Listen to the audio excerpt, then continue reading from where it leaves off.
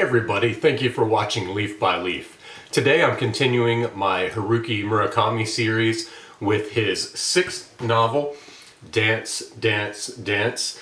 For those of you who didn't join from the beginning of this series, what I'm doing is basically appeasing all of my friends and acquaintances who have been begging me to read Murakami's novels by doing a read-through from original publication date in Japan all the way through the latest novel, which I believe was Killing Commendatory.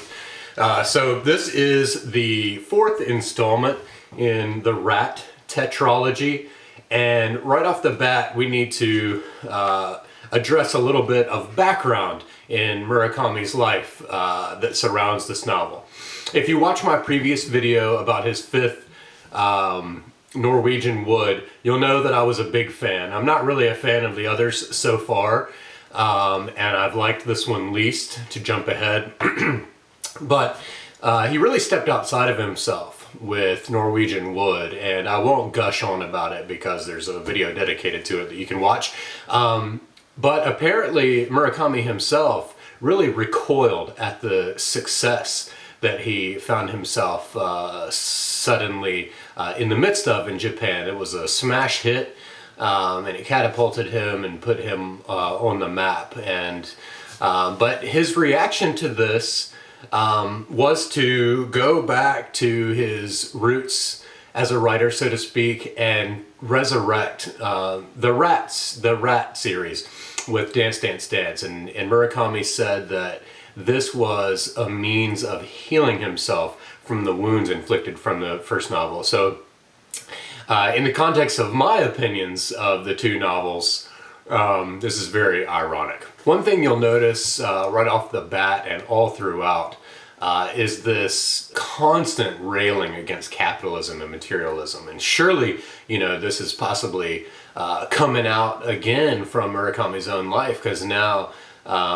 he's not just this writer, you know, sort of out of the super popular spotlight doing his own thing, these very idiosyncratic works, but now he's probably feeling the pressure of commercialism and so on. And now, and we see that through the narrator in this book, it seems that Murakami is now thinking about how to cope with the fact that he is a contributor of the exact types of consumerism that he loathes. But the constant railing against capitalism and materialism, and as he calls it, shoveling cultural snow, it does get fairly annoying, especially when we've become acquainted with this narrator. Really, so far, every narrator in Murakami is the same, but you know, this narrator is sort of an indifferent, resigned fellow who's, you know, he's very rational and so on, and it just seemed really out of character that suddenly he's doing all this ranting against, you know, corporations and cultural waste and capitalism and so on. At the same time, he is now 34 in this novel, the narrator, and like they say, in our 20s we complain about our parents, and in our 30s we complain about politics. To call this the 4th installment of the Rat tetralogy is sort of a misnomer now, because the Rat makes no appearance in here. He's only mentioned maybe one time. It's also interesting that, you know, the Sheep Man is this enigmatic character with this very creative way of speaking and so on, but he gets like 3 pages out of the 400. So it's almost like, you know, Murakami's trying to resurrect this, and he's making some connections back to, you know, the Rat and Kiki, as we now know her, the girl with the extremely striking ears, and the Dolphin Hotel, and the Sheep Man, but they're really like kind of very meager connections back to, just to make it a Rat installment. Really, the novel, I felt like it couldn't figure out what it wanted to be, and it was just kind of meandering about, stirring up some mystery and so on. And then in the end, I felt like it was a real cop-out, a Deus Ex Machina type cop-out, with Yuki's supernatural intuition that just, expounds the mystery. It totally negated all of the space that Murakami had given the story for some creative problem solving. Instead, it's just, we're all curious about what's going on, and there's going to be some either big reveal or just some interesting mystery that's connecting it all. But instead, it's just kind of this Yuki character gets sick and then gives her vision of what's really going on. I felt like it cheapened it. Speaking of the characters like Yuki and Kiki, whom I mentioned earlier, the ear model, who now has a name, which is out of character for Murakami, so that was kind of fun. These are paper thin characters, the female characters, that is. The narrator, he's, like I said, this endearingly stoic and honest, but pretty much bumbling canvas. And every female is a male fantasy character. In fact, 3 of the 4 prominent female characters, sorry, 3 of the 5 prominent female characters are all prostitutes, and they're just there as pleasure givers. Kiki is brought in, but she's really just seen in this scene in a movie over and over, which is extremely redundant, and I really thought that Murakami was showing and describing this same scene over and over, because towards the end there was going to be some little detail in that scene that unlocked a mystery or gave us more to think about, but alas, he never goes there. Yumiyoshi is probably the most useless, pointless character I've ever read in a novel. She is the bespectacled and very anxious and uptight hotel receptionist.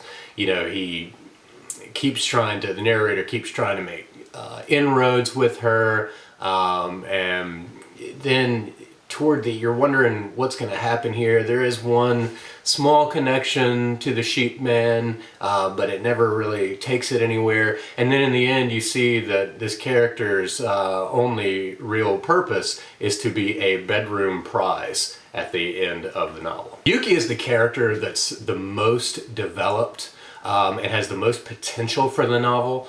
However, there's this weird and uncomfortable relationship between the 34-year-old narrator and this 13-year-old Yuki, whose parents just kind of hand her over to him, a complete stranger, and he makes these really creepy, perverted statements. Nothing like super ribald, but enough to where I just thought it was a very strange choice of relationship. One thing I will say about the novel that I did find very interesting when we consider Murakami himself and what he's just been through between the 2 novels, and then the 3 main male characters in here.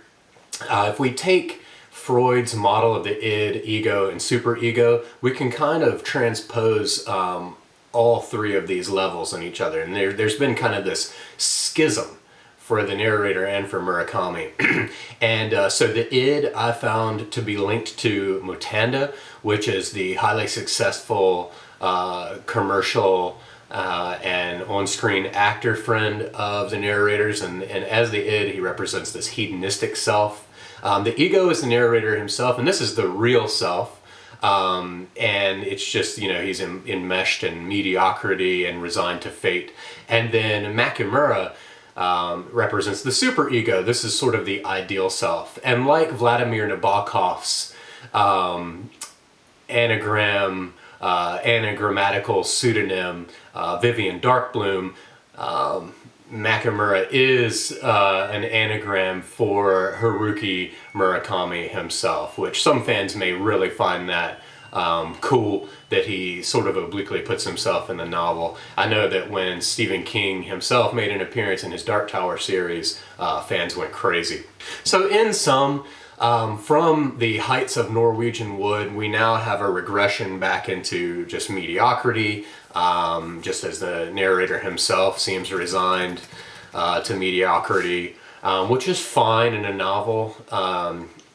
But in this case, we didn't, it didn't take it anywhere. It didn't make any new statements for us to take away from the book. There was an attempt, to resurrect an already exhausted story, this rat series.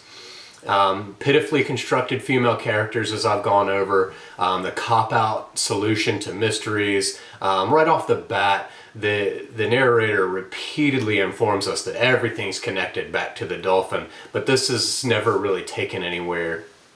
And in the end, there's nothing really novel or remarkable, like I've been saying. Nothing that really adds to the series or the story.